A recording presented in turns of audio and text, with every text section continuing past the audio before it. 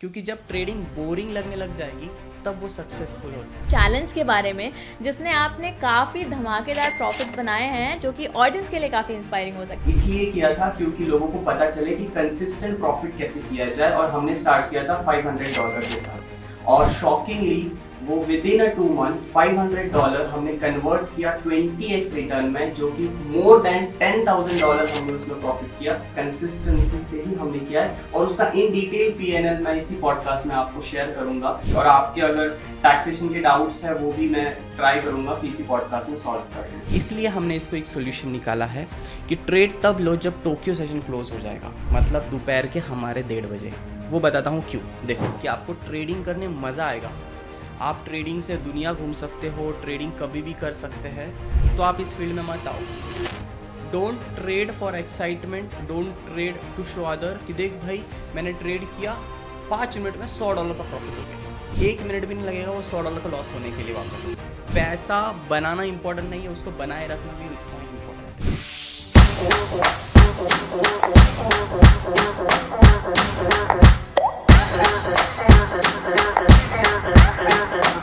Hello traders, welcome to a new podcast series of Delta Exchange. आज के podcast में हम बात करने वाले हैं बिटकॉइन के एक धमाकेदार स्ट्रैटेजी के बारे में। इस पर्टिकुलर स्ट्रैटेजी में हम आपको बताएंगे कि रिस्क मैनेजमेंट क्या होना चाहिए, स्ट्रैटेजी सेटअप क्या होना चाहिए, कौन से इंडिकेटर आपके लिए बेस्ट सूटेड होंगे, और मोस्ट इम्पॉर्टेंट बात, ये स्ट्रैटेजी आपको कोई और नहीं बल्कि अ प्रोफेशनल सीए बताने वाले हैं जिनका ट्रेडिंग एक्सपीरियंस मार्केट में मोर देन 5 ईयर्स का रह चुका है। 2000 प्लस स्टूडेंट्स को ये ट्रेन कर चुके हैं, और स्पेशली क्रिप्टो मार्केट में ये 1.5 ईयर से काम कर रहे हैं। So here we go, welcome Rahul Jadhav ji. Thank you Shubhra, और thank you again for giving this opportunity कि इस पॉडकास्ट में मैं ऑडियंस को बता पाऊँ कि एक्चुअली ट्रेडिंग क्या होती है in terms of crypto futures. We are so excited Rahul, and हम जानना चाहेंगे आपके इस पर्टिकुलर पिछले कुछ बीते महीनों में चैलेंज के बारे में जिसने आपने काफ़ी धमाकेदार प्रॉफिट्स बनाए हैं जो कि ऑडियंस के लिए काफ़ी इंस्पायरिंग हो सकते हैं। यस, वो चैलेंज हमने जून मंथ में स्टार्ट किया था, और इसका अनाउंसमेंट मैंने कम्युनिटी में भी कर दिया था, और इसलिए किया था क्योंकि लोगों को पता चले कि कंसिस्टेंट प्रॉफिट कैसे किया जाए, और हमने स्टार्ट किया था $500 के साथ, और शॉकिंगली वो विद इन 2 मंथ $500 हमने कन्वर्ट किया 20x रिटर्न में, जो कि मोर देन $10,000 हमने उसमें प्रॉफिट किया। आई नो आप सब सोच रहे हो कि ये एक्स्ट्रा ऑर्डिनरी रिटर्न है, बट कंसिस्टेंसी से ही हमने किया है, और उसका इन डिटेल पीएनएल मैं इसी पॉडकास्ट में आपको शेयर करूंगा, उसी के साथ रिस्क मैनेजमेंट में शेयर करूंगा, और जो स्ट्रैटेजीज लगी है सारी की सारी मैं इसी पॉडकास्ट में शेयर कर दूंगा। सो राहुल, आई एम तो वेरी एक्साइटेड कि पॉडकास्ट के एंड तक मुझे एक बहुत बढ़िया स्ट्रैटेजी मिलने वाली है, and I am very sure traders भी बहुत एक्साइटेड होंगे। यस, डेफिनेटली, और आपके अगर टैक्सेशन के डाउट्स है वो भी मैं ट्राई करूंगा कि इसी पॉडकास्ट में सॉल्व कर दूं। नहीं राहुल, ये बहुत अच्छा पॉइंट है। ट्रेडर्स, हम ट्राई करेंगे कि आपके जो भी क्रिप्टो रिलेटेड टैक्सेशंस के डाउट हैं, because Rahul is CA by profession, so he can guide you well. So हम वो सारे डाउट्स भी पर्टिकुलर पॉडकास्ट में कवर करेंगे, लेकिन वो एंड में कवर करेंगे, तो जाना मत पॉडकास्ट को छोड़कर। So without wasting any time Rahul, let's start our strategy. So इस पॉडकास्ट में हम 2 स्ट्रैटेजी के बारे में डिस्कस करने वाले हैं, जिसके बारे में पूरी डिटेल राहुल जी आपको देंगे। पहली स्ट्रैटेजी होगी सेशन बेस्ड, यानी 24 आवर्स में पूरे वर्ल्ड में 4 सेशंस होते हैं, और उस टाइम पर आपको क्या एक्शन लेने हैं स्ट्रैटेजी में, वो सारा कुछ राहुल जी आपको डिटेल में बताएंगे। दूसरी स्ट्रैटेजी होगी जो कि स्पेसिफिकली बिटकॉइन फ्यूचर्स के लिए बनी है, जो कि इंडिकेटर बेस्ड स्ट्रैटेजी है, जिसके बारे में सारी डिटेल्स राहुल जी आपको प्रोवाइड करने वाले हैं। So Rahul, I think we should start. Yes, शुरू करने से पहले शुभ्रा, मैं आपको थोड़ा पीएनएल दिखा देता हूँ, क्योंकि जिस चैलेंज की मैं बात कर रहा था जून और जुलाई मंथ में, तो ये हमारा पीएनएल है। मैं इसको कस्टमाइज़ कर लेता हूँ। तो इसको हम जून मंथ से स्टार्ट करते हैं, फ्रॉम जून 1 और हम इसको क्लोज करते हैं जुलाई 31। इसका मतलब एग्जैक्टली 2 मंथ की सेशंस में रखता हूँ, और इसमें आप देख सकते हो ये मैप है जहाँ पे पता चलता है कि आपने कब डिपॉजिट किया, कब विड्रॉल किया। तो यहाँ अगर हम स्क्रॉल करेंगे तो यहाँ $9 दिख रहा है, तो यहाँ हमने फ़ंड ऐड किया था। जो फ़ंड ऐड हुआ था $470 का फ़ंड ऐड हुआ था, मतलब तकरीबन अब हमारा कैपिटल हो चुका है $500 के आसपास। उसके बाद यहाँ डिपॉजिट विड्रॉल किया, लेकिन अगर आप यहाँ आप देखोगे तो ये हो चुका है $12,000 का अकाउंट। इसका मतलब हमने 2 महीनों में अराउंड $13,000 का प्रॉफिट गेन किया, जो कि हो जाता है 20x रिटर्न्स $500 के अकाउंट में। उसमें एक बहुत ही बड़ा प्रॉफिट कैच किया, और ये सारा प्रॉफिट जो हमने कैच किए है वो सारे कम्युनिटी पे भी डिस्कस है। अगर मैं इस प्रॉफिट को थोड़ा हटा भी दूँ, इस बड़े प्रॉफिट के अलावा भी हम कितना परसेंटेज रिटर्न कर रहे हैं ये बताना बहुत ज़्यादा ज़रूरी है ऑडियंस को, इसलिए भी क्योंकि कंसिस्टेंसी बहुत ज़्यादा इंपॉर्टेंट होती है ट्रेडिंग में, और वो मुझे दिखाना ही पड़ेगा आपको, उसके बिना आपको पता ही नहीं चलेगा। देखो अब यहाँ अगर हम अप्लाई करते हैं तो मैंने बड़ा प्रॉफिट हटा दिया। अब बड़ा प्रॉफिट हटाने के बाद भी हमने $500 को 4x ग्रो कर लिया है, that too within 2 month. तो 4x ग्रोथ 2 महीने में बहुत ज़्यादा हो जाती है। मैं ये एक्सपेक्ट भी नहीं करता लोगों से कि इतनी ज़्यादा रिटर्न हो, बट एटलीस्ट ये पॉसिबिलिटी इसलिए है क्योंकि हम फ्यूचर्स में क्रिप्टोज़ में ट्रेडिंग कर रहे हैं और यहाँ पे लेवरेज का बेनिफिट उठाते हैं। और लेवरेज का मतलब ये नहीं कि हम बहुत ज़्यादा रिस्क लेते हैं। आप देखो अच्छे से, यहाँ हमने पूरे 2 महीने में देखेंगे अच्छे से तो 19 ही ट्रेड्स एग्जीक्यूट किए हैं। Exactly. अगर हम वो बाकी के ट्रेड्स भी ऐड करेंगे तो पूरे 2 महीने में अराउंड 20 से 25 ट्रेड्स अगर एवरेज पकड़ते हैं तो 1 महीने में हमने बस 11 ट्रेड एग्जीक्यूट किए हैं, जो कि मार्केट 24 घंटे का है, जो कि मार्केट इतनी ज़्यादा Right. वॉलेटिलिटी का है, स्टिल जो कि मार्केट सैटरडे संडे ओपन है, स्टिल हमने बस महीने में 11 से 12 ट्रेड एग्जीक्यूट कर रहे हैं। इसका मतलब हमारा रिस्क मैनेजमेंट अच्छा है। Right. और हम कुछ ट्रेड स्विंग्स भी करते हैं और कुछ ट्रेड इंट्राडे भी करते हैं, डिपेंडिंग कि टारगेट और स्टॉप लॉस कैसा है। कोई भी ट्रेड ऐसा नहीं है कि ट्रेड लो और तुरंत एग्जिट करो, जब तक टारगेट नहीं मिलता तब तक हम होल्ड करते हैं। आपका बेसिक रिस्क टू रिवॉर्ड क्या रहता है किसी भी 1 स्ट्रैटेजी का? 1:2 इनिशियली, Initially. लेकिन जैसे ही लगता है कि ट्रेड हमारे फेवर में चला गया है वो 1:10 भी हो जाता है। सो ये ही सबसे इम्पोर्टेंट क्वेश्चन है कि आपको ये कैसे पता ट्रेड फेवर में आ गया है और अभी मुझे ट्रेल करना है अपने प्रॉफिट। देखो अब इसमें क्या हो जाता है, इसमें एक ट्रेडिंग साइकोलॉजी का पार्ट भी काम करता है।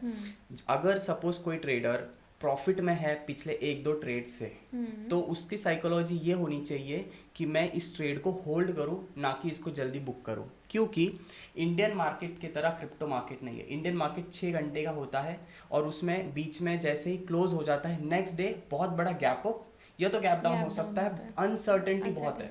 क्रिप्टो मार्केट में हमारा कंट्रोल रहता है क्योंकि हम कंटिन्यूसली वॉच कर सकते हैं ट्रेड को। इसका मतलब ये नहीं कि ट्रेड में है तो एग्जिट के लिए बस हम देखते हैं, हर 2 घंटे में एक बार चार्ट देख लिया, रात को चार्ट देख लिया, सुबह उठते से ही चार्ट देख लिया, हम कंट्रोल में रहते हैं और इसका हम स्टॉप लॉस ट्रेल करते रहते हैं। अब डेल्टा में फीचर ऐसा है कि आप स्टॉप लॉस ट्रेल करते रहो, ऊपर ऊपर लेके जाओ। अगर सपोज एक ट्रेड लिया जिसमें रिस्क 10,000 है, रिवॉर्ड 20,000 आ चुका है, तो अभी हम रिस्क 0 कर देंगे, कॉस्ट टू कॉस्ट आ जाएगा। अगर रिवॉर्ड 30,000 पे आ गया तो अभी हम हमारा जो ट्रेड का स्टॉप लॉस है वो 10,000 पे कर लेंगे। इसका मतलब हम कुछ भी गलत हो जाता है तो 10,000 का प्रॉफिट हम बुक कर लेंगे। इसी तरह हम ट्रेड को होल्ड करते हैं क्योंकि बिटकॉइन में और इथेरियम में और सोलाना में जो क्रिप्टो है, बेसिकली इनके स्विंग ट्रेड अच्छे इसलिए भी होते हैं क्योंकि एक बार इन्होंने डायरेक्शन पकड़ ली तो वो डायरेक्शन कंटिन्यू होती है 5,000 10,000 तक। ये तो है, agree with you। तो ये कंटिन्यू होती है, इसलिए सबसे मेन क्रक्स है ट्रेड को होल्ड करना, रिस्क को अच्छे से मैनेज करना, बट एंट्री अच्छी सी होनी चाहिए। और एंट्री होने के लिए ही मैं आज आपको स्ट्रैटेजी बताऊंगा, और स्ट्रैटेजी भी एक नहीं 2 स्ट्रैटेजी। बहुत सारे लोगों को ये पता ही नहीं कि ये 24 घंटे का मार्केट है, इसलिए मैं पहले सेशन स्ट्रैटेजी से ही स्टार्ट करूंगा। सो राहुल, बहुत सारे लोगों को सेशंस ही नहीं पता होंगे, तो प्लीज़ आप उनको थोड़ा सा एक्सप्लेन करिए कि बेसिकली ये है क्या। देखो अब मैं सेशंस आपको एक्सप्लेन करता हूँ। बेसिकली 24 आवर्स मार्केट में ना पूरे 24 घंटे कोई ना कोई पूरे दुनिया का स्टॉक मार्केट चल ही रहा है। जैसे अगर इंडियन स्टॉक मार्केट सुबह 9:15 बजे ओपन होता है और शाम को 3:30 बजे क्लोज होता है, वैसे ही पूरे 24 घंटे में ऑल ओवर द वर्ल्ड कोई ना कोई स्टॉक मार्केट चल रहा ही होता है। और उसकी जो स्टार्ट होता है वो होता है सिडनी से, मतलब ऑस्ट्रेलियन स्टॉक मार्केट। आप देख लो, आप नोट डाउन कर लो, ऑस्ट्रेलियन स्टॉक मार्केट रात को, हमारे टाइम जोन की बात हो रही है, रात को 2:30 बजे ओपन हो जाएगा और उसके बाद तुरंत टोक्यो का मार्केट ओपन हो जाएगा हमारे टाइम जोन के सुबह के 5:30 बजे। देन ये हो गया ईस्ट टाइम जोन। अब आ जाते हैं वेस्ट टाइम जोन, अब आ जाते हैं लंदन के टाइम जोन पे। लंदन स्टार्ट हो जाता है दोपहर को 12:30 बजे हमारे टाइम जोन के हिसाब से। इसका मतलब तब हमारा इंडियन मार्केट भी ओपन हो रहा होता है, हमारा इंडियन मार्केट का आफ्टरनून सेशन और लंदन मार्केट का ओपनिंग सेशन। और उसके बाद आखिरी जो सेशन है जो सबसे ज़्यादा क्रेजी होता है वो होता है यूएस का सेशन। वो स्टार्ट हो जाता है हमारे टाइम जोन के हिसाब से शाम को 7 बजे। तो ये जो सेशन है, इस सेशन के बेसिस पे ही ये स्ट्रेटेजी है शुभ्रा, क्योंकि हमें ये पता होना चाहिए कि हमको कौन से स्टॉक मार्केट, कौन से कंट्री के, कौन से जोन के स्टॉक मार्केट में ट्रेड करना है। राइट। तो मेरे हिसाब से अगर हम ईस्ट का एक टाइम जोन उठा ले जैसे टोक्यो हो गया, और वेस्ट का एक टाइम जोन उठा ले जैसे यूएस हो गया, तो हम प्रॉपरली टैकल कर सकते हैं। इसका मतलब ना हमें रात को चार्ट देखने की ज़्यादा ज़रूरत है, ना पूरे दिन में बार बार चार्ट देखने की ज़रूरत है। बस एक टाइम फिक्स पता चल जाए कि हाँ इस टाइम फ्रेम में ही मुझे चार्ट देखना है, क्योंकि उसी टाइम फ्रेम में आपको एंट्रीज भी मिल जाएगी। और आगे जब मैं इंडिकेटर्स बताऊंगा तो आप शॉक हो जाओगे ये सोच के कि उसी टाइम जोन में ही एंट्री मिलती है, और बाकी के टाइम जोन में मार्केट बहुत वॉलेटाइल होता है। या तो प्राइस एक्शन अच्छे से काम नहीं करेगा, या तो फिर हमें कंफ्यूजन हो जाएगा। सो राहुल, आई गेस ऑडियंस को एक ओवरव्यू मिल गया होगा कि हम क्या बात करने वाले हैं, क्या स्ट्रैटेजी के बारे में बात करने वाले हैं। So I guess let's deep dive into it, straight into the strategy. चलो शुभ्रा, अब मैं चार्ट्स पे डायरेक्टली बताता हूँ। ये तो पीएनएल हो गया। अब देखो चार्ट्स, अब ये बिटकॉइन का चार्ट है। अब आपको क्या करना है, सिंपली इंडिकेटर्स पे जाना है और इंडिकेटर्स पे टाइप करना है सेशंस। ठीक है। तो जो सबसे पहला ऑप्शन आ जाता है, यहाँ आप देख लो लक्स एल्गो का है ये 17.7K का। इस पर आपको सिंपली एक क्लिक कर देना है। तो और यहाँ पे आपको टाइम जोन सिलेक्ट करना है 4 आवर टाइम फ्रेम। राहुल, यहाँ पर ये भी इम्पोर्टेंट क्वेश्चन है कि कौन से टाइम फ्रेम पर चार्ट्स को एनालाइज करना है। तो एक बार आप थोड़ा ऑडियंस को इसका भी ओवरव्यू दे दीजिए। अब मल्टी टाइम फ्रेम एनालिसिस ये कहता है दो अप्रोच है, टॉप टू बॉटम अप्रोच और बॉटम टू टॉप अप्रोच। हम top to bottom approach use करते हैं। इसका मतलब बड़े टाइम फ्रेम से छोटे टाइम फ्रेम की तरफ जाते हैं। अब बड़ा टाइम फ्रेम हमारे लिए होगा वीकली, उसके बाद डेली, उसके बाद 4 आवर और उसके बाद 1 आवर। 1 आवर से नीचे नहीं जा रहा है? बिल्कुल नहीं। अच्छा, ऐसा क्यों? ऐसा इसलिए क्योंकि जितना छोटा टाइम फ्रेम होगा उतने ज्यादा ट्रेड्स मिलने के चांसेस है, नॉइज बहुत ज्यादा होगी मार्केट में, और ओवर ट्रेड होने के चांसेस है। मैं एक्सपीरियंस हूँ, मुझे मेरा रिस्क मैनेजमेंट पता है, ट्रेडिंग साइकोलॉजी पता है। हम बात कर रहे हैं उन बच्चों की, उन ट्रेडर्स की जो अभी इनिशियली स्टार्ट कर रहे हैं, जिन्हें अभी तक ट्रेडिंग करके 6 महीने भी नहीं हुए, 1 साल भी नहीं हुआ। उनके लिए जो सबसे बड़ा हर्डल होता है वो होता है साइकोलॉजी। तो साइकोलॉजी एक हर्डल ना बने, वो हमारे फेवर में काम करे, इसलिए टाइम फ्रेम ही छोटा मत रखो। तुम अगर छोटा टाइम फ्रेम रखोगे तो बहुत ट्रेड्स मिलेंगे, इसलिए स्कैल्प करो ही मत। इनिशियली स्कैल्प के बारे में सोचना ही मत। आप ये सोचो कि मेरा सबसे छोटा टाइम फ्रेम 1 आवर है। उससे क्या होगा, एक अगर मैंने कहा कि चलो आपको ट्रेड लेना है ये कैंडल क्लोजिंग पे, अगर कैंडल क्लोज करने के लिए आपको 1 घंटा वेट करना पड़ रहा है तो आपका पेशेंस बढ़ गया ना। इसलिए हम 1 आवर के नीचे जाते नहीं। पेशेंस भी बढ़ जाता है, ट्रेड भी क्वालिटी मिल जाता है, ट्रेड कम, ओवर ट्रेडिंग भी नहीं होती और कंसिस्टेंसी मेंटेन रहती है। डिसीजन मेकिंग पॉइंट्स ऑटोमेटिकली कम हो रहे हैं, तो काफ़ी सारी चीज़ें आप ट्रेडिंग में सीख जाते हैं। करेक्ट। और यही मैंने कहा ना कि जो मार्केट 24 घंटे का है, उसमें आप ये रिस्क नहीं ले सकते कि छोटे टाइम फ्रेम पे बार बार, वरना आपको यूएस सेशन में 10 ट्रेड मिल जाएंगे, यूरो सेशन में 10 ट्रेड मिल जाएंगे, टोक्यो सेशन में 10 ट्रेड मिल जाएंगे, क्योंकि टाइम फ्रेम ही आपने 5 मिनट का रख दिया है। राइट। इसलिए 1 आवर का टाइम फ्रेम रखो कि यूएस सेशन में सिर्फ 6 ही कैंडल मिले, यूरो सेशन में 6 ही कैंडल मिले, टोक्यो सेशन में भी 6 ही कैंडल मिलेगी, तो डिसीजन कम हो जाएंगे। और जो भी मिलेंगे डिसीजन या तो वो बहुत अच्छे क्वालिटी के होंगे। तो इसलिए अब ओवर टू चार्ट। तो आप इंडिकेटर की सेटिंग, हाँ, तो अब अभी इसको इंडिकेटर्स में आप सेशन टाइप करोगे तो सेशंस में जो लक्स एल्गो है वो एक आ जाएगा इंडिकेटर। जैसे आप इसको सिलेक्ट करोगे तो यहाँ पे बहुत सारे सेशंस आ जाएंगे, चारों भी सेशंस जो मैंने कहे थे। अभी हमको बस इसमें 2 सेशन चाहिए, वो है यूएस और टोक्यो। परफेक्ट। अब सेटिंग्स में चलते हैं। यहाँ देखो एक न्यूयॉर्क है, एक लंदन है। लंदन को अनटिक करता है, सिडनी को अनटिक करता है और अब कर देते हैं ओके। अब हमारे पास बस 2 ही सेशंस है और दोनों भी सेशंस के अभी हम क्या करते हैं, कलर्स भी चेंज करते हैं जिससे हम प्रॉपरली डिफ्रेंशिएट कर पाए। जैसे टोक्यो सेशन है, टोक्यो को मैं ब्लैक कर देता हूँ और जो न्यूयॉर्क सेशन है उसको मैं रेड कर देता हूँ। अब हम डिफ्रेंशिएट कर सकते हैं प्रॉपर सेशंस को। अब यहाँ से आपको 4 आवर्स से 1 आवर पे शिफ्ट होना है, क्योंकि बस सेटिंग्स चेंज करने के लिए हम बड़े टाइम फ्रेम पे थे। अब मैं यहाँ पर 1 आवर टाइम फ्रेम पे शिफ्ट हो जाता हूँ। अब देखो आपको कितनी क्लैरिटी मिल जाएगी। जो भी ब्लैक है वो टोक्यो है और जो भी रेड है वो न्यूयॉर्क सेशन है। इसका मतलब जो भी रेड है वो हमारे लिए शाम के 7 है और जो भी ब्लैक है वो हमारे लिए सुबह के 5:30 है। तो अभी हमने क्या किया, यहाँ पर 2 सेशंस इंक्लूड किए इसमें, या तो यूएस सेशन और टोक्यो सेशन। इसका मतलब क्या है कि अब मुझे ट्रेड कहाँ लेना है वो मैं अभी आपको एग्जैक्टली बता देता हूँ। सबसे ज़्यादा इंपॉर्टेंट होता है पूरे 4 सेशन में न्यूयॉर्क सेशन। न्यूयॉर्क सेशन मतलब रेड कलर का जोन, यहाँ पे आप देखोगे रेड कलर के जोन, रेड कलर के जोन में ही वॉलेटिलिटी है और स्विंग्स है। राइट, एग्जैक्टली, मैं देख सकती हूँ यहाँ पे काफी बड़ी बड़ी कैंडल्स रेड कलर के जोन में बनी हैं। Correct correct. और सबसे ज़्यादा इंपॉर्टेंट शुभ्रा, अगर आप देखोगे तो रेड और ब्लैक जोन में ही मूवमेंट है और बाकी के टाइम मार्केट एक स्लो है या फिर बस अपनी मोमेंटम पकड़ने की कोशिश कर रहा है। अब इसे क्या आते हैं मार्केट के बाइंग और सेलिंग प्रेशर। देखो जैसे ही यूएस मार्केट ओपन हो जाता है तो बहुत सारे लोग क्रिप्टोज में ट्रेड करते हैं बेस्ड ऑन यूएस मार्केट। मान लो यूएस मार्केट बुलिश जा रहा है, उसके बेसिस पे क्रिप्टोज में ट्रेडिंग होगी। मान लो यूएस मार्केट बेरिश जा रहा है, उसके बेसिस पे क्रिप्टो में ट्रेडिंग होगी। तो जैसे ही यूएस मार्केट में जो ट्रेड होते हैं उसके बेसिस पे जब क्रिप्टोज में ट्रेडिंग होती है उसका इम्पैक्ट हमको टोक्यो में देखने मिलता है। क्योंकि जैसे ही यूएस मार्केट क्लोज हो जाता है तो 2 मार्केट ओपन हो जाते हैं। पहला हो जाता है सिडनी, जिसमें वॉल्यूम कम होता है इसलिए हम उसमें ट्रेड नहीं करते। फिर उसके बाद तुरंत टोक्यो स्टार्ट हो जाता है जिसमें वॉल्यूम ज़्यादा होता है और हम ट्रेड करते हैं। वो बताता हूँ कैसे। टोक्यो मार्केट सुबह 5:30 बजे स्टार्ट होता है और हमारा इंडियन मार्केट तब तक 9:30 या 9 बजे तक, मान के चलो प्रिपरेशन 8:30 बजे शुरू हो जाते हैं। अब जैसे ही 8:30 बजते हैं तो प्रिपरेशन स्टार्ट हो जाते हैं। इसका मतलब पूरे दुनिया में ईस्ट का पूरा मार्केट ओपन हो गया।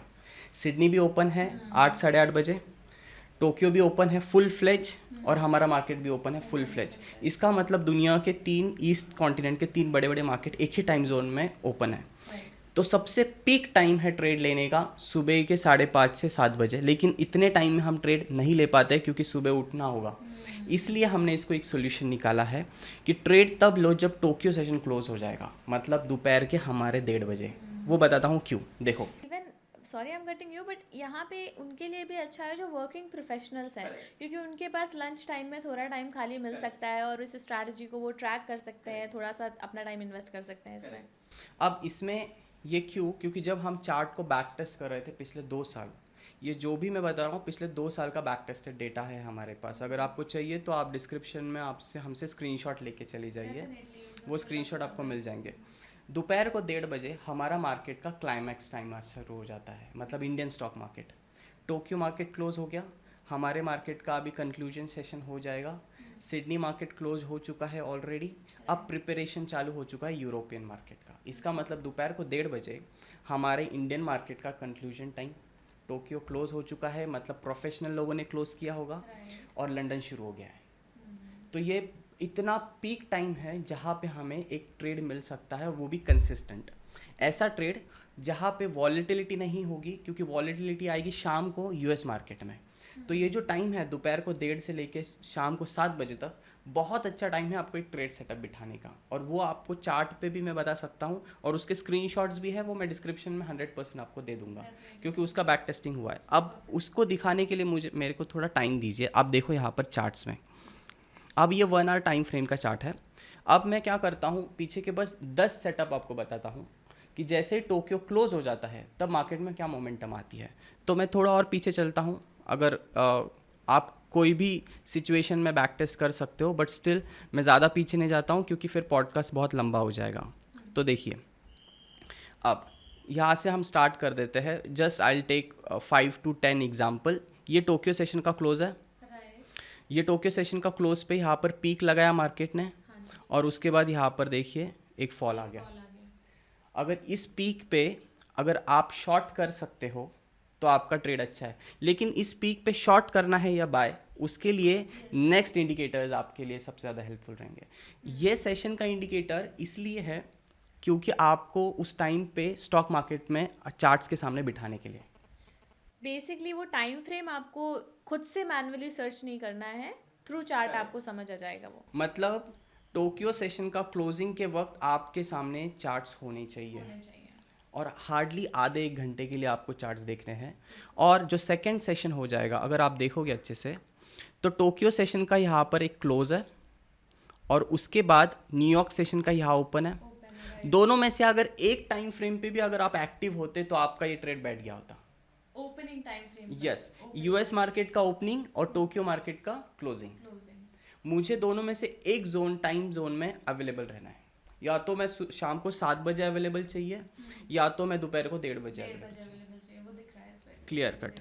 अब थोड़ा सा और चलते हैं और एग्जांपल ले लेते हैं, बाकी तो आप जैसे जैसे चार्ट को बैक टेस्ट करोगे। अब देखो सेम टोक्यो मार्केट का क्लोज और यूएस मार्केट का ओपन, दोनों में से एक टाइम फ्रेम पे भी अगर आप होते तो बाय करके बैठ गए होते। बैक टेस्टिंग में विजिबिलिटी तो पूरी दिख रही है कि इस टाइम फ्रेम पर मूवमेंट तो आ रहा है, इधर अपसाइड और डाउन साइड। करेक्ट। तो ये हमें टाइम फ्रेम सेट हो जाएगा हमारा कि हमें विजिबिलिटी है कि टाइम फ्रेम ये है, बट डिसीजन मेकिंग अभी भी पूरी नहीं हुई है। डिसीजन मेकिंग के लिए मैं एकदम क्रिस्प और क्लियर लेके जाऊंगा। अभी आप बस क्लैरिटी रखो कि अगर हम यहाँ पर सिर्फ चार्ट्स देखें बिना ये सोचे कि मुझे ट्रेड करना है, तो चार्ट्स ही क्लियरली बोल देते हैं कि अगर मैं टोक्यो सेशन के क्लोजिंग में या और यूएस सेशन के ओपनिंग में अवेलेबल होता तो मैं ट्रेड बिठा सकता था, सिर्फ प्राइस एक्शन के बेसिस पे। चलो इंडिकेटर्स को साइड में रख के सिर्फ प्राइस एक्शन की बात करते हैं, तो प्राइस एक्शन तो यही कहता है रेजिस्टेंस पे हम शॉर्ट कर सकते हैं, सपोर्ट पे हम बाय कर सकते हैं, अगर ब्रेकआउट हो रहा है तो हम बाय कर सकते हैं, अगर ब्रेक डाउन हो रहा है तो हम सेल कर सकते हैं,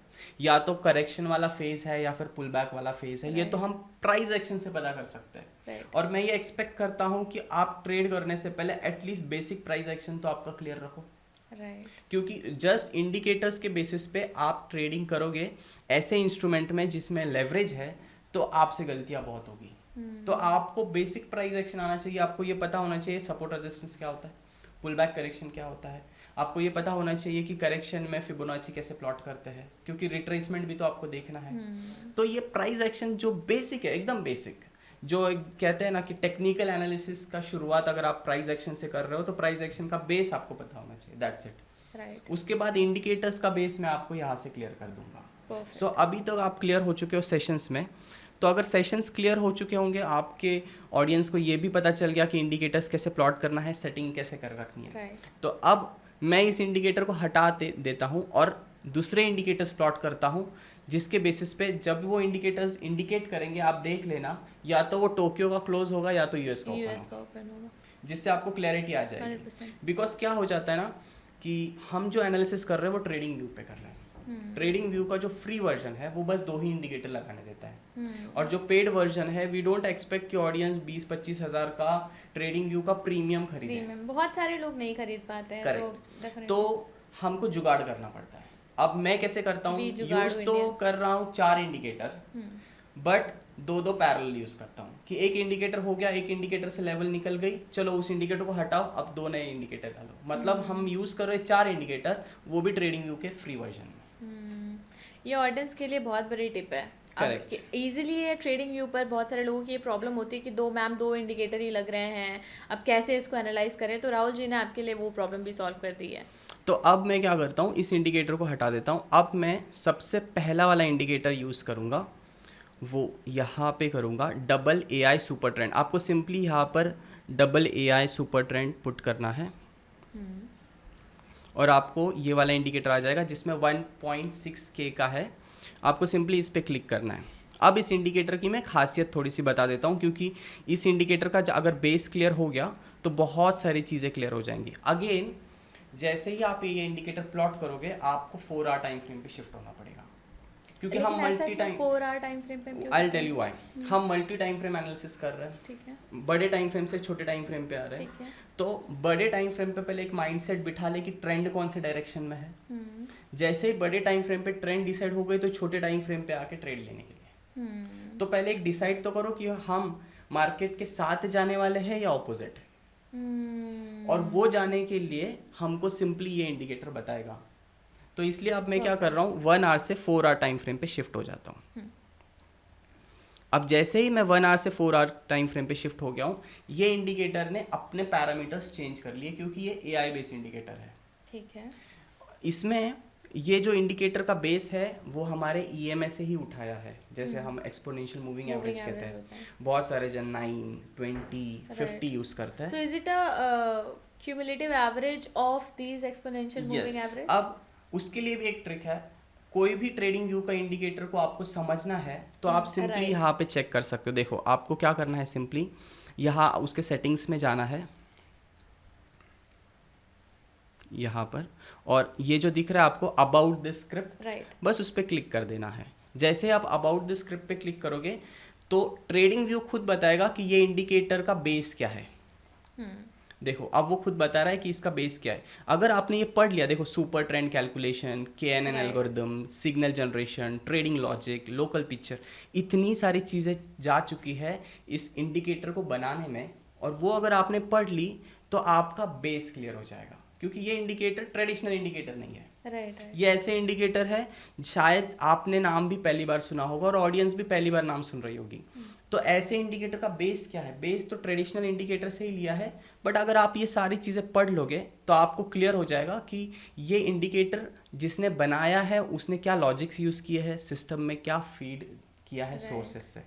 एग्जैक्टली सेम लाइक फ़ोन में अपडेटेड वर्जन्स आते रहते हैं। It's same like conventional indicators के आपको अपडेटेड वर्जन्स मिल रहे हैं which are performing better, giving you better, and that too AI based, because हम जिस अभी जनरेशन से जा रहे हैं यहाँ पे AI की हेल्प ट्रेडिंग में लेनी ही होगी। We are not talking about so AI, इसमें AI क्या हेल्प कर रहा है इस इंडिकेटर को? लाइक मैं बताता हूँ। अभी देखो क्या होता है ना, ट्रेडिशनल इंडिकेटर्स रिजिड होते हैं, मतलब मार्केट उनमें एक सोर्स फीड किया होता है, कैलकुलेशन उनका एक तरीके से चलता है, जैसे जैसे प्राइस मूव करेगा उस हिसाब से ये अपने आप को चेंज करता रहता है अगर उसके फेलियर रेट बढ़ गए तो। एज पर द मोमेंटम और as per the failure rate. Suppose कर लो उसने बहुत सारे फेलियर्स के सिग्नल दे दिए। अच्छा, मतलब अगर पिछले 10 सिग्नल्स में से 8 सिग्नल्स उसके फेलियर के हैं, हाँ। मतलब मार्केट तो ऊपर जा रही थी लेकिन उसने डाउन ट्रेंड के या कुछ ऐसे गलत सिग्नल्स दे दिए, तो वो खुद को change repeated. That means by every generation of signal the indicator is getting updated. Yes, AI का मतलब क्या है? AI खुद को इम्प्रूव करने की कैपेबिलिटी रखता है, राइट। और यही वो इंडिकेटर है। ये इंडिकेटर खुद को चेंज करते रहता है, तो उससे क्या हो जाएगा, एक्यूरेसी धीरे धीरे बढ़ती रहेगी। नेचर प्राइस है ना, स्टॉक हो, क्रिप्टो हो, कोई भी हो, उसका प्राइस का नेचर कभी कभी चेंज होता है। परफेक्ट, डेफिनेटली तो एडजस्ट करता रहेगा, अकोमोडेट हो जाएगा उसके हिसाब से प्राइस के नेचर, जो किसी भी एसेट के प्राइस के बिहेवियर के अकॉर्डिंग। करेक्ट। तो अब ये जो 4 आवर टाइम फ्रेम का इंडिकेटर आप देख रहे हो, इसमें सिंपल क्या है कि जो भी ग्रीन कलर के सिग्नल है, जैसे ही ग्रीन टाइम जोन में चले जाएगा, फॉर एग्जांपल यहाँ ले लेते हैं, जैसे देखो यहाँ पर ग्रीन टाइम जोन, मैं आपको थोड़ा जूम करके बता देता हूँ कि इसने खुद को ग्रीन टाइम जोन कब कहाँ चेंज किया। सो यहाँ हम क्या करते हैं, एक वर्टिकल लाइन पुट करते हैं जिससे ऑडियंस को अच्छे से पता चले। ये जो डॉट देख रहे हो आप, यहाँ पे उसने खुद को ग्रीन, रेड से ग्रीन में शिफ्ट किया। इसका मतलब अगर मैं लाइव चार्ट इस मोमेंट पे अगर देख रहा हूँ तो आप कितने बजे देखोगे? टाइम देखो 13:30। क्या टाइमिंग है?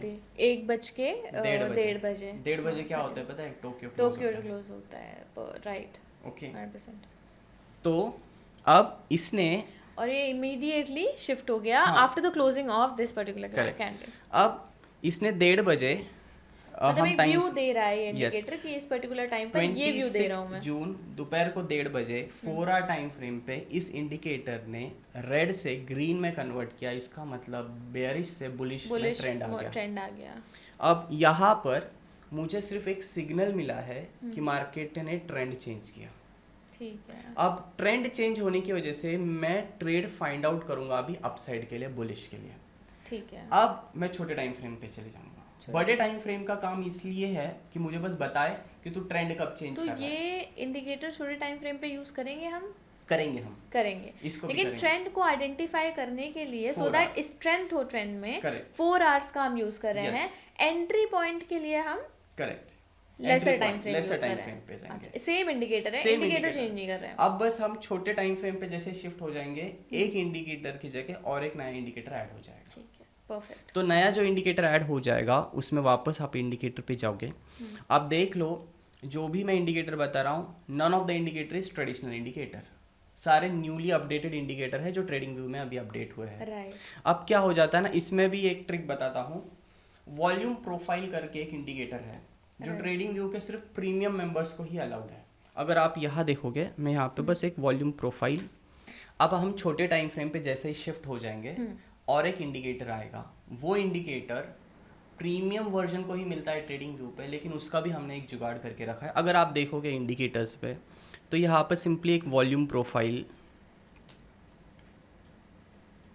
अगर हम टाइप करते हैं तो ये जो वॉल्यूम प्रोफाइल इंडिकेटर है ये बाय करने के लिए हमें प्रीमियम में जाना पड़ेगा और ये सारे ट्रेडिशनल है। तो हमने क्या किया है, मल्टी लेयर वॉल्यूम प्रोफाइल, ये फ्री ऑफ कॉस्ट है। आप ये इंडिकेटर का अच्छे से देख लो, 4.2K है।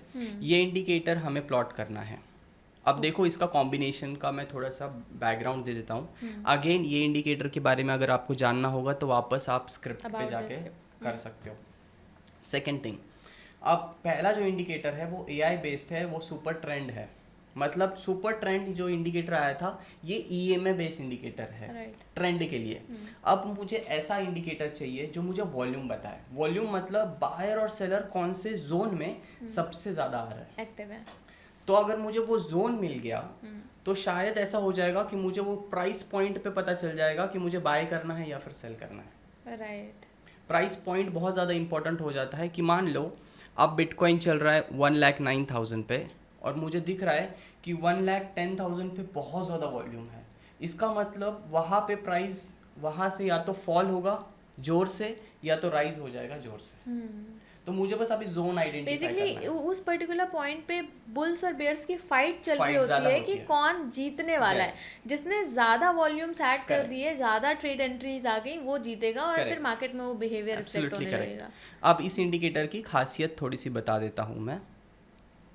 इस इंडिकेटर को समझने के लिए आपको, और मुझे ऐसा लग रहा है ये सारे लीडिंग इंडिकेटर्स हैं तो आपको ऐसा लैग फील नहीं होगा, आपको एंट्रीज सिग्नल्स प्रॉपर्ली टाइमली मिल जाएंगे। करेक्ट। अब इस इंडिकेटर की खासियत थोड़ी सी बता देता हूँ मैं। अब यहाँ पे आप चार्ट देख रहे हो। हाँ। मैं जो भी ड्राइंग्स, आपने टाइम फ्रेम अभी 4 आवर्स ही लिया है। हाँ अभी 4 आवर्स ही लिया है। आप प्लॉट कर रहे हो, यानी ये पर्टिकुलर जो इंडिकेटर है वॉल्यूम प्रोफाइल वो हर 4 आवर्स पे प्लॉट होगा और प्रॉपर आपको ग्राफिकली जो है विजुअली समझ आ जाएगा कि इसमें वॉल्यूम कितना आ रहा है, क्या कैसे। यस। अब पहले वाले इंडिकेटर पे चलते हैं। पहला वाला इंडिकेटर AA सुपर ट्रेंड है। हाँ जी। अब हम करंट चार्ट को ऑब्जर्व करना शुरू कर देंगे।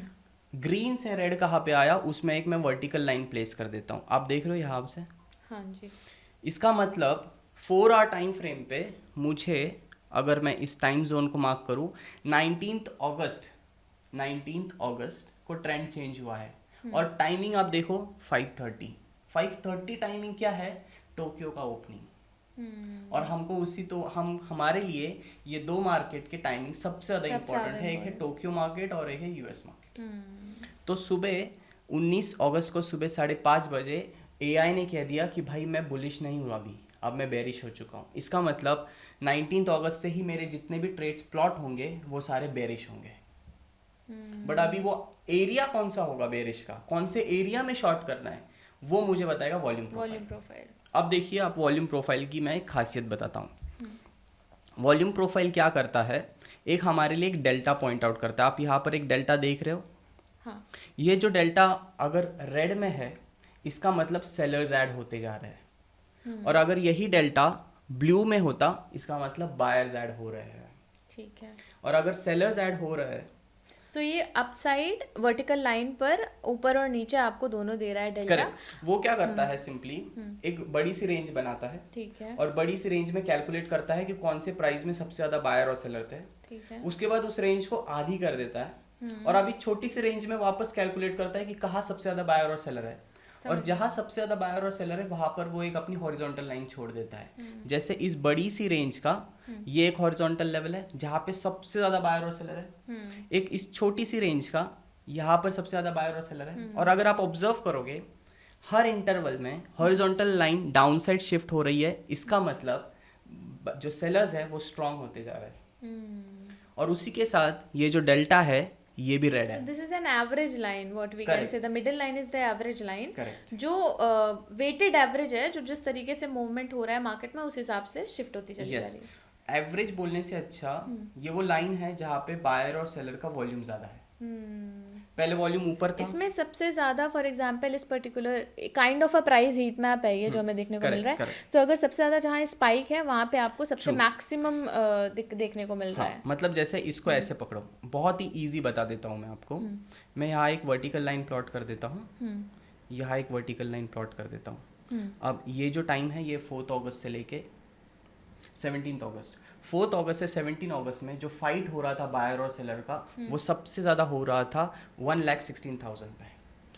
4 अगस्त से 17 अगस्त Yes, पे है। 1 lakh तो ये 16 4 आवर टाइम फ्रेम पर ये तो 4 अगस्त से 17 अगस्त तो डेज में डिफरेंस हो गया ना। हाँ, डेज में डिफरेंस हो गया। अच्छा, तो ये प्लॉट कैसे होता है? मतलब व्हाट आई थॉट कि हर 4 घंटे पे प्लॉट हो रहा है नहीं ये। नहीं, हर 4 तो घंटे पे ये नहीं। कैसे प्लॉट हो रहा है? Like is it a day's difference या no no no, volume difference? Difference नहीं, हाई और लो को वो मार्क कर लेता है कितने मार्केट दिन के। का, कितने वो डेज का? उसके इंटरवल्स इतने ज़्यादा फ्लक्चुएटिंग होते हैं। देखो, क्योंकि वॉल्यूम अच्छा। प्रोफाइल में फिक्स होता है और एक फ्लेक्सिबल होता है। ठीक है। फ्लेक्सिबल मतलब तू तेरे हिसाब से डिसाइड कर कि तब तुझे कौन सा हाई और लो मार्क लो करना है। मार्क करना है, वो हम भी वॉल्यूम हमारे प्रोफाइल हिसाब खुद से डिसाइड yes। करेगा। अब वॉल्यूम प्रोफाइल में ऐसा भी है, जैसे डेल्टा के प्लेटफॉर्म पे अगर हम गए तो वॉल्यूम प्रोफाइल हमको फ्री ऑफ कॉस्ट मिलता है इंडिकेटर डेल्टा पे। राइट। उसमें ऐसा भी है कि हम डिसाइड करेंगे कि ये हाई है और ये लो ये है, लो है, अब इसके तू बीच बताओ। में तू बता कि किधर वॉल्यूम सबसे ज्यादा है। लेकिन इस इंडिकेटर ने क्या किया, ये अपने हिसाब से मार्किंग रख रहा है अपनी। अच्छा, और इसमें सेटिंग है कि नहीं, हम कर सकते हैं अपने हिसाब से कि इसमें सेटिंग कर सकते हैं, लेकिन करना मत। क्यों पता है क्या? क्योंकि जिसने ये इंडिकेटर बनाया है उसने बहुत प्यारा सा इंडिकेटर बनाया है, इसको कस्टमाइज मत छेड़छाड़ नहीं करो। करनी है यस, इसमें। इसको customize, because we tried a level best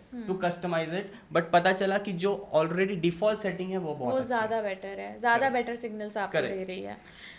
लेकिन तो इसमें बस एक ही चीज़ कंसर्न है कि आपको टाइम फ्रेम तो पता चल गया कि यार टोक्यो टाइम फ्रेम ये तब ओपन हो रहा है, बट ये with in that span change भी होता रहेगा। चेंज भी होता रहेगा। चेंज भी होता रहेगा, Correct। तो अकॉर्डिंग टू दैट आपको प्लानिंग करनी प्लानिंग पड़ेगी। करते रहनी है। बट अगर ये फॉर एग्जांपल हमारा टाइम सिग्नल हमें ग्रीन आ गया है ना, और उस टाइम पर पूरा इंडिकेटर तो फॉर्म नहीं हुआ होगा, है ना, वो टाइम के बाद Correct, फॉर्म correct। होगा, तो उस टाइम पर जो हाईएस्ट आपको पॉइंट लग रहा है उस पे आप एंट्री प्लान करोगे। यस, अब देखो अच्छा। इसमें कैसा है।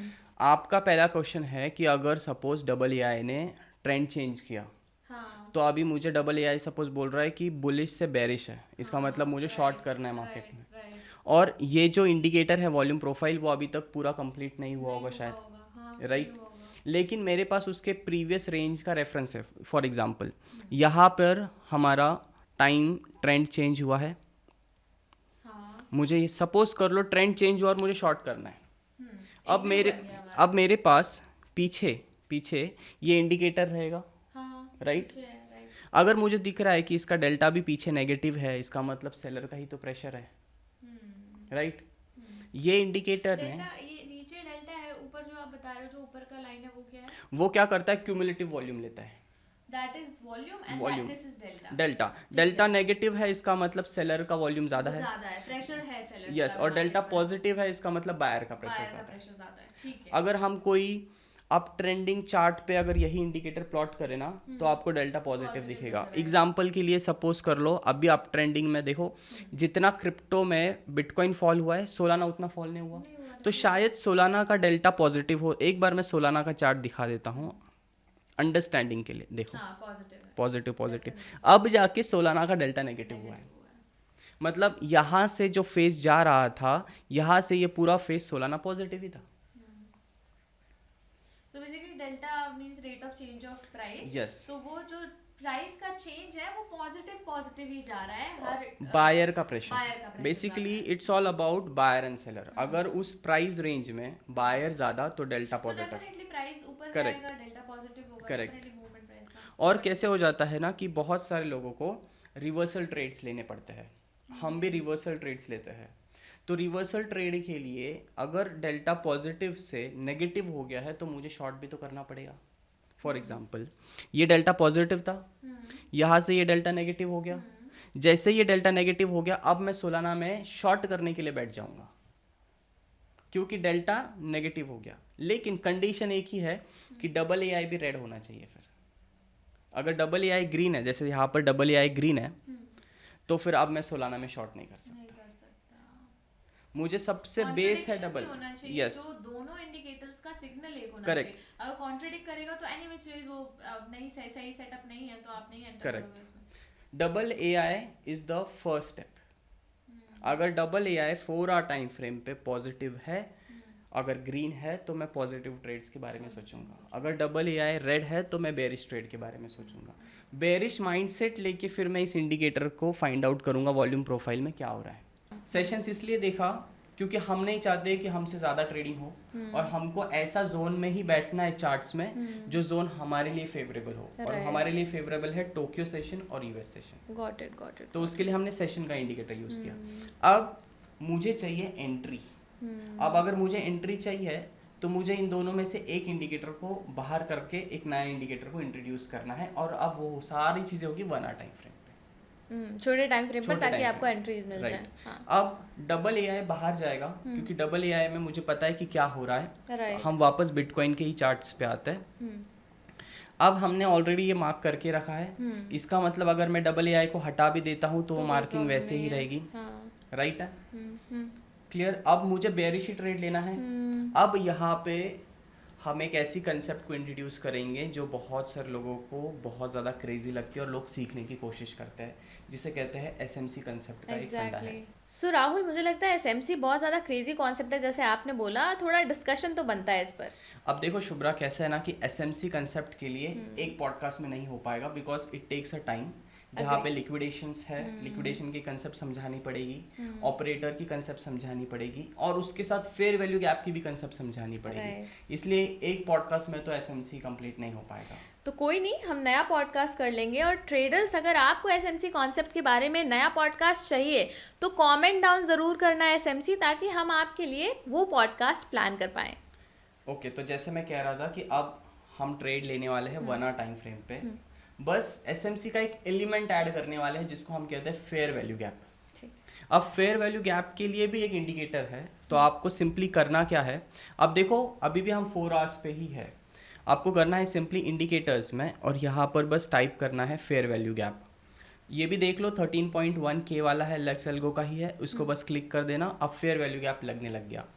जैसे ही ये इंडिकेटर आ जाएगा आपको 1 आवर टाइम फ्रेम पे शिफ्ट होना है, क्योंकि अब फेयर वैल्यू गैप हमें एंट्री देता है डायरेक्टली। हमारा माइंडसेट बन गया है बेरिश, हमें वॉल्यूम प्रोफाइल ने भी बता दिया है कि डेल्टा नेगेटिव है, वॉल्यूम प्रोफाइल के हॉरिजॉन्टल लाइन भी बता रही है कि नीचे साइड शिफ्ट हो रही है, मतलब मैं अभी डाउन साइड शिफ्ट होते जा रहा हूँ। सेशंस के हिसाब से अब हम 7 बजे एक्टिव रहेंगे, या तो दोपहर को 1:30 बजे एक्टिव रहेंगे। तो चलो मान के चलो हम 1:30 या 7 बजे एक्टिव है, वॉल्यूम प्रोफाइल हमारे सामने लगा हुआ है और फेयर वैल्यू गैप भी सामने लगा हुआ है। अब देखते हैं ट्रेड कहाँ मिलता है। और ये जो भी ट्रेड्स है गाइस, ये सारे ट्रेड्स जो मैं बता रहा हूँ, आपको लगेगा ये वेग है, ये सारे ट्रेड्स ऑलरेडी ले चुके हैं हम, और पिछले 2 महीने की जो जर्नी आपने देखी जून और जुलाई में, वो सारे ट्रेड्स का बेस ही यही है जो मैं अभी आपको एक एक चीज़ें सिखाते जा रहा हूँ। बिकॉज एक ट्रेडर को अगर ट्रेड लेना है तो पहले उसका माइंड रेडी होना चाहिए कि कौन से डायरेक्शन में ट्रेड लेना है। और अब अगर डायरेक्शन हो चुका है बेरिश, तो चलो एंट्री फाइंड आउट करते हैं फिर। तो एंट्री फाइंड आउट करने के लिए सिंपली अब मैं आपको हमारा खुद का कल का ही ट्रेड बता देता हूँ शुभ्रा। कल था 28 अगस्त। 28 अगस्त को हमने शाम को 7 बजे इथेरियम शॉर्ट किया था 4600 पे। इथेरियम का चार्ट देखते हैं, क्योंकि हम 3 स्क्रिप्ट में काम करते हैं, 3 क्रिप्टोज में, बिटकॉइन, इथेरियम और सोलाना। अब यहाँ चलो और इथेरियम का चार्ट देख लो, और ये जो ट्रेड है ये ऑलरेडी कम्युनिटी में शेयर हो चुका है। आप ये 1 आवर टाइम फ्रेम का चार्ट देख सकते हो, और आप देखो मैजिक 4600 का जोन देखो, ये वही जोन है जहाँ पे फेयर वैल्यू गैप ने रेड जोन बनाया है। फेयर वैल्यू गैप क्या होता है, जब भी एक कैंडल में गैप क्रिएट हो जाता है, मतलब एक बड़ी सी कैंडल क्रिएट हो जाती है और वो बड़ी सी कैंडल फुल नहीं हो पाती है, तो उसको फेयर वैल्यू गैप क्रिएट हो जाता है। सो राहुल, आप थोड़ा फेयर वैल्यू गैप के बारे में बता दीजिए यूजर्स को। अभी आपको मैं डायरेक्ट चार्ट्स पे ही बता देता हूँ। जैसे फॉर एग्जांपल ये एक डॉजी कैंडल बनी है, उसके बाद यहाँ पर एक स्ट्रॉन्ग बेयरिश कैंडल बन गई। अब ये स्ट्रॉन्ग बेयरिश कैंडल का ये टॉप है, और ये स्ट्रॉन्ग बेयरिश कैंडल का क्लोज है, और ये स्ट्रॉन्ग बेयरिश कैंडल का लो है। अब जो नेक्स्ट कैंडल बनती है, मतलब इस बेयरिश कैंडल के बाद उसका जो ओपन है वो प्रीवियस कैंडल का क्लोज ही होगा। करेक्ट। मैं वापस ड्राइंग हटा देता हूँ। ये जो इसका क्लोज है यही इसका ओपन बन गया नेक्स्ट कैंडल का। लेकिन जो नेक्स्ट कैंडल का हाई है वो प्रीवियस कैंडल के ओपन के नीचे ही है, और जो वो गैप है वो बन जाएगा फेयर वैल्यू गैप। जैसे फॉर एग्जांपल ये जो नेक्स्ट कैंडल है, कैंडल नंबर 2, इसका जो हाई है वो फर्स्ट कैंडल के ओपन के नीचे ही है।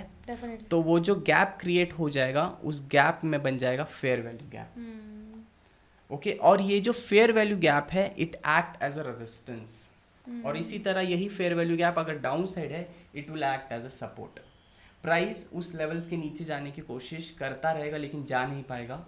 और अगर रेजिस्टेंस बन गया, आप सिंपल देखो, ये फेयर वैल्यू गैप जो आप देख रहे हो ये क्रिएट यहाँ हुआ था, राइट। अब बता देता हूँ 1 आवर टाइम फ्रेम पे। ये क्रिएट हुआ था 27 अगस्त को, रात को क्रिएट हुआ 12 के आसपास।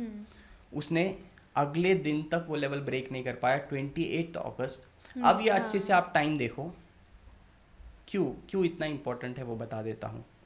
ये टाइम, इस कैंडल का टाइम मार्क कर लो। यहाँ मैं इस कर्सर को हटा देता हूँ क्योंकि बजे है 1:30, टोक्यो सेशन का क्लोजिंग टाइमिंग, मुझे लेना है ट्रेड। और अगर यहाँ मैंने शॉर्ट कर दिया तो ये पूरा वेवलेंथ में कैच कर पाऊंगा मार्केट का। और ये अभी भी हम इस ट्रेड में बैठे हैं शॉर्ट करके, और आप देखो ये लेवल कौन सा है, 4600 का ही लेवल है। और आपका रिस्क टू रिवॉर्ड रेशियो क्या था इसमें? इस ट्रेड में रिस्क टू रिवॉर्ड रेशियो था 1:2, जो अब ट्रेल करके अभी हम प्रॉफिट में है। इसका मतलब हमारा अभी स्टॉप लॉस यहाँ पर है 4513। लॉस, अगर ये ट्रेड घूम भी गया फिर भी हम प्रॉफिट में है 100 पॉइंट, क्योंकि हमने स्टॉप लॉस ट्रेल कर दिया। अब बेसिकली क्या होता है कि हम स्टॉप लॉस कैसे ट्रेल करते हैं कि अगर हमारे फेवर में बहुत सारा प्राइस चला गया है और अगर नीचे सपोर्ट है तो हम ट्रेड कट नहीं करते हैं, क्योंकि प्राइस हमेशा सपोर्ट की तरफ फ्लो होती है या तो रेजिस्टेंस की तरफ फ्लो होती है। तो जब प्राइस यहाँ से ब्रेक हुआ था इस जोन से, तो नीचे यहाँ सपोर्ट लगा हुआ था जहाँ पे प्राइस देखो अभी आ चुका है।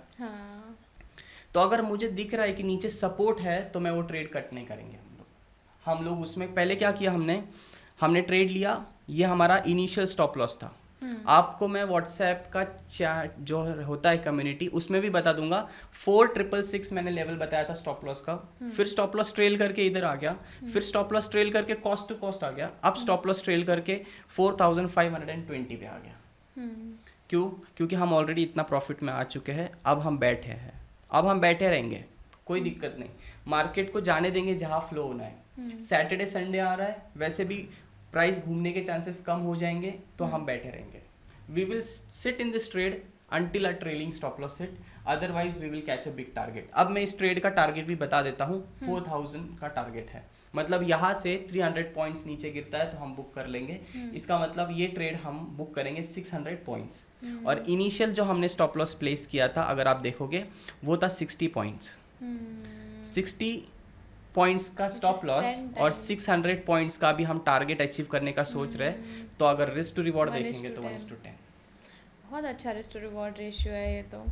But with such a risk to reward ratio, जैसे आपने बताया रिस्क मैनेजमेंट, आप ये है कि आप अपने स्टॉप लॉसेस को ट्रेल करते चलते हो। एंड क्योंकि मार्केट में मोमेंटम ऐसा होता है कि आपका कॉस्ट टू कॉस्ट निकल जाता है, उसके बाद आप प्रॉफिट में बैठ जाते हो, तो आपको ये पता होता है कि अब मैं लॉस में तो नहीं जाने वाला, तो ट्रेड को होल्ड करने का कॉन्फिडेंस भी आ जाता है कि आप ट्रेड को लॉन्गर ड्यूरेशन में होल्ड भी कर पाते हैं। और इसमें क्या होता है शुभ्रा, की मान लो आपने 10 ट्रेड लिए, 10 में से एक ही ट्रेड का टारगेट हिट होगा, जो मैं बोल रहा हूँ 1:10।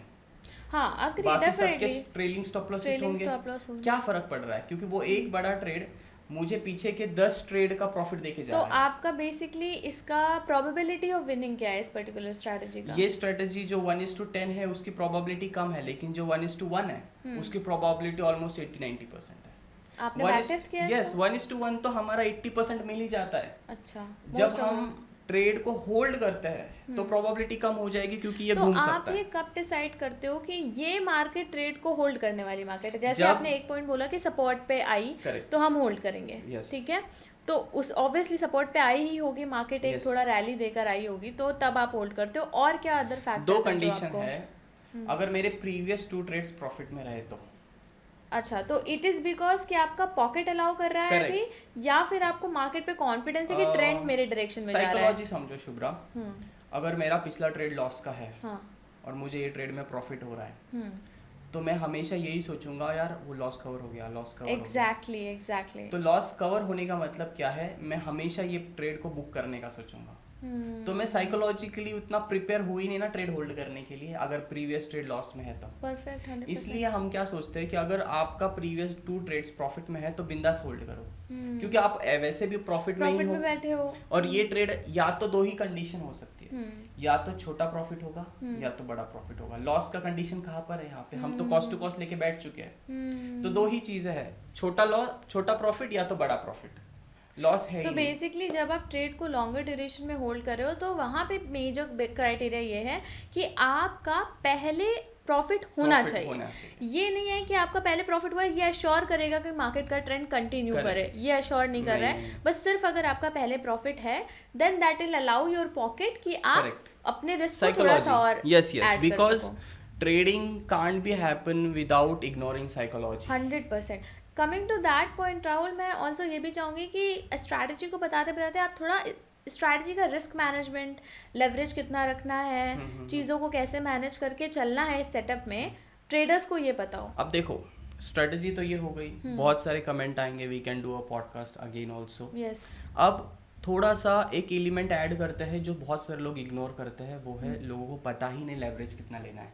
हाँ, लोगों को पता ही नहीं कि डेल्टा एक्सचेंज का कैलकुलेटर कैसे यूज करना है। 100%। इसको ऐसे लेते हैं कि अगर कोई रिटेल ट्रेडर है, डेल्टा एक्सचेंज पर आ रहा है, उसने ये स्ट्रैटेजी समझ ली, अब उसको आ गया सेटअप बनाना, वो कितने कैपिटल से कितने कैपिटल से बेयर मिनिमम बेसिक स्टार्ट कर सकता है, बी कि वो अगर उस कैपिटल से स्टार्ट कर रहा है, उतने अमाउंट से स्टार्ट कर रहा है तो उसको लेवरेज कितनी रखनी चाहिए, सी कि उसकी साइकोलॉजी कैसी हो कि वो मार्केट में थोड़ा सस्टेन कर पाए। एक फॉर्मूला दे दूं, हाँ, सारी पूरा, चीजें क्लियर तीनों कर चीज़ों देगा। का। ठीक है, अब आप सिंपली डेल्टा एक्सचेंज के प्लेटफॉर्म पे आना, यहाँ हम फ्यूचर्स पे क्लिक करते हैं। मान लो हम बिटकॉइन में भी ट्रेड करना है, एक रफ फिगर ले लो, आपके पास 1 लाख रुपीज है।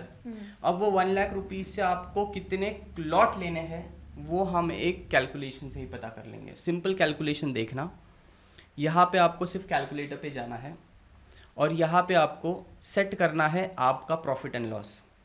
अब देखो क्या करना है, सिंपली आपको पता नहीं क्वांटिटी कितनी लेनी है, इसलिए मैं यहाँ पे क्वांटिटी साइज कुछ भी पुट नहीं कर रहा हूँ। हम सिंपली क्या पुट करेंगे, हम प्रॉफिट एंड लॉस के पहले ट्रेड साइज पे चले जाते हैं। अब देखो क्या करना है, हमको मार्जिन यहाँ यूज़ करनी है 50%, मतलब 1 लाख का 50,000 यूटिलाइज होगा, समझ रहे हो मार्जिन। तो मैं यहाँ पे 50% पे क्लिक कर देता हूँ। लेकिन हमने ये क्यों सेट किया मार्जिन, क्योंकि 50% यूज इसलिए क्योंकि बफर हमेशा होना चाहिए ट्रेड के। 100%। आप ये नहीं सोच सकते कि 1 लाख का कैपिटल है तो पूरा यूटिलाइज करो। 1 लाख का कैपिटल है तो 50,000 ही यूटिलाइज होगा।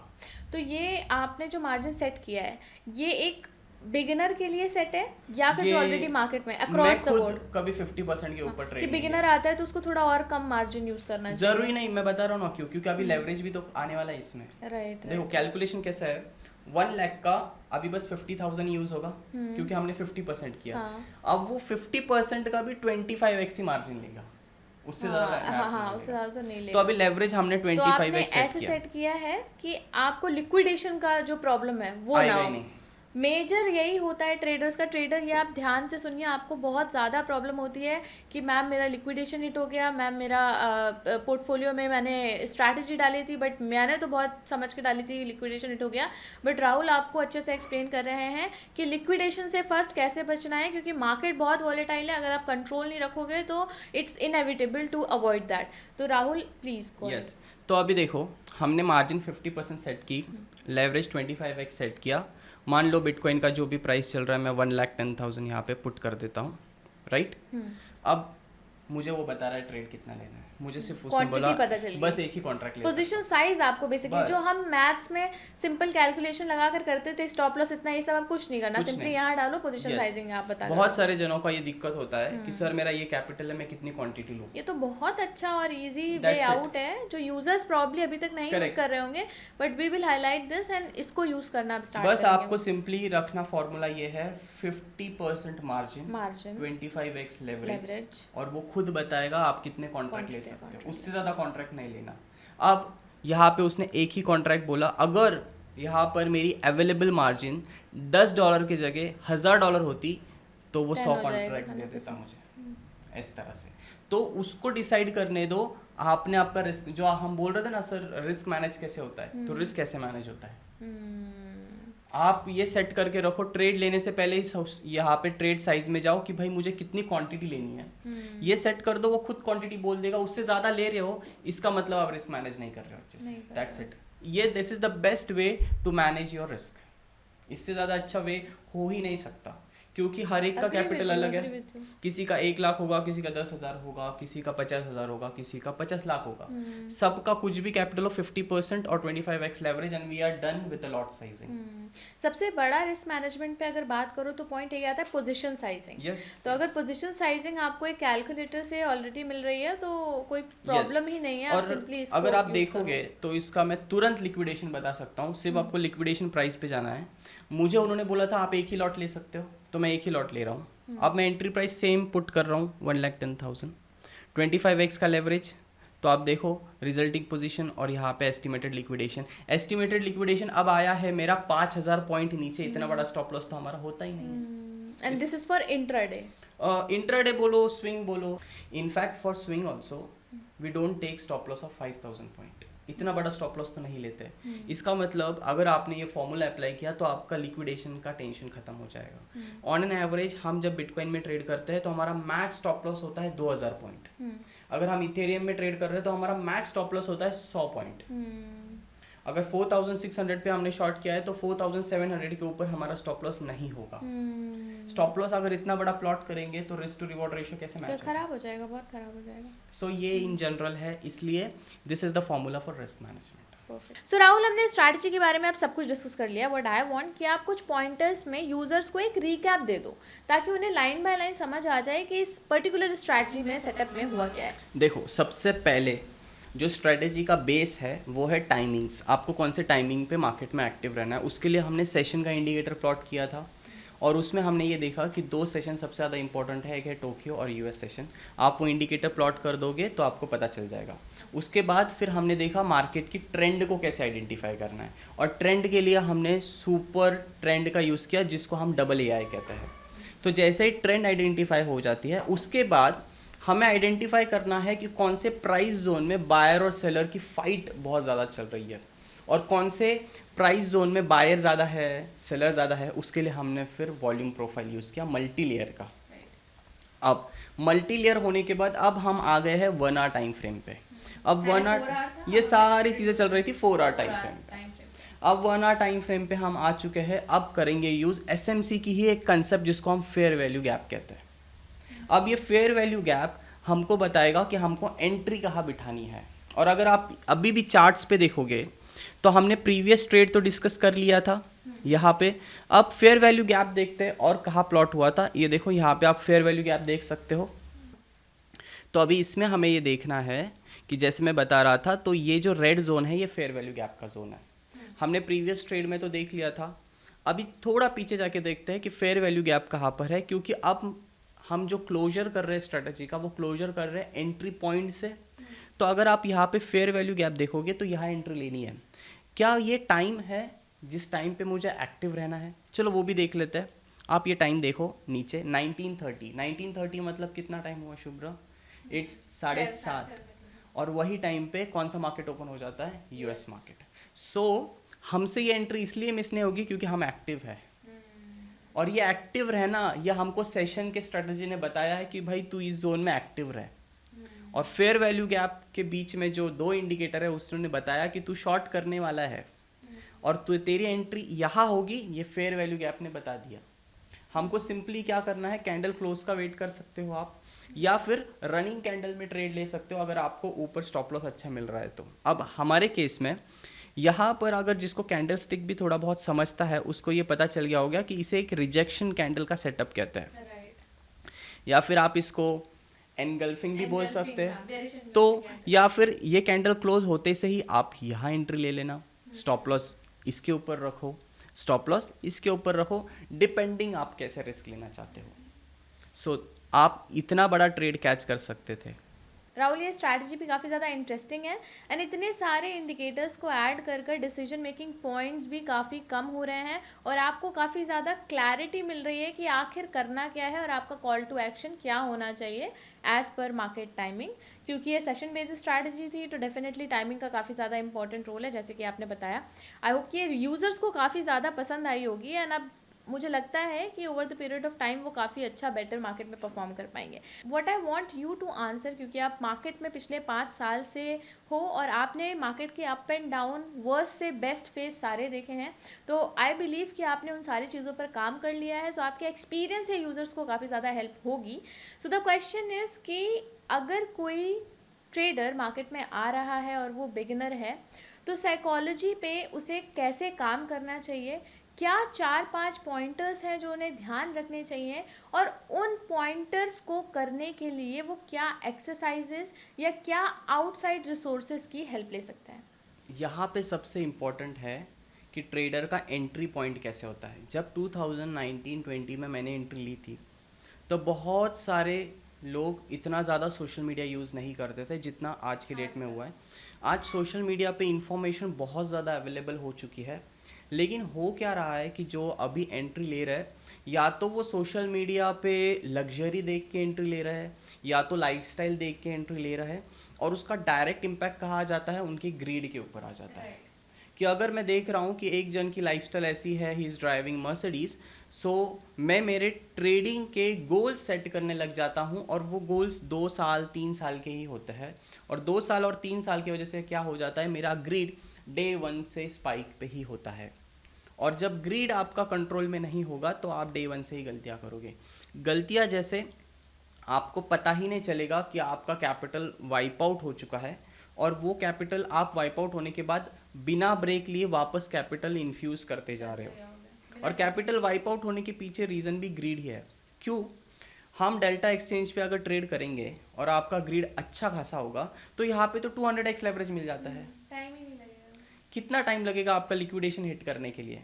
आप सोचोगे नहीं यार, 1 लाख का कैपिटल है, 25x का लेवरेज लिया तो बस 25 लाख का ही ट्रेड ओपन हो जाएगा. एक काम करता हूँ, मैं 100x लेवरेज पे जाता हूँ, 1 करोड़ का ट्रेड ओपन करता हूँ, कैपिटल 1 लाख ही है, लिक्विडेशन लेवल लग जाएगी, 1 लाख का कैपिटल कब उड़ जाएगा पता भी नहीं चलेगा.